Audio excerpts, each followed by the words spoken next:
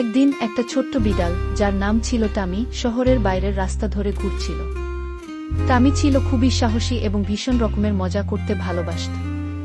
একদিন সে দেখে একটা বড় ট্রাক দাঁড়িয়ে আছে এবং ভিতরে একজন ট্রাক ড্রাইভার নেই। বিড়ালটা ভাবল, কেন না আমি এই ট্রাকটা চালাই।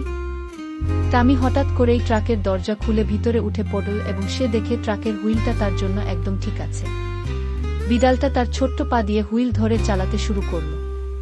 টামি ছিল খুবই ভালো ট্রাক চালক। সে সোজা রাস্তায় ট্রাক চালিয়ে যেতে লাগল এবং রাস্তার দুপাশের ফুল এবং গাছের মাঝে মিষ্টি গান বাজছিল। রাস্তায় চলার সময় অন্যান্য গাড়ি এবং সাইকেলগুলো তার সামনে আসতে দেখেছিল। তারা সবাই অবাক হয়ে গেল। একজন গাড়ির চালক হেসে বলল, এটা তো অদ্ভুত, একটি বিড়াল ট্রাক চালাচ্ছে। কিন্তু টামি সোজা হাসি দিয়ে উত্তর দিল, কোনো ব্যাপার না, আমি ট্রাক ড্রাইভার, আমি তো খুব ভালো। টামি যখন শহরে পৌঁছাল, সে আরেকটি টিপস দিল, যতই ছোট হোক, তুমি যে কোনো কাজ করতে পারো যদি তুমি মন দিয়ে চেষ্টা করো।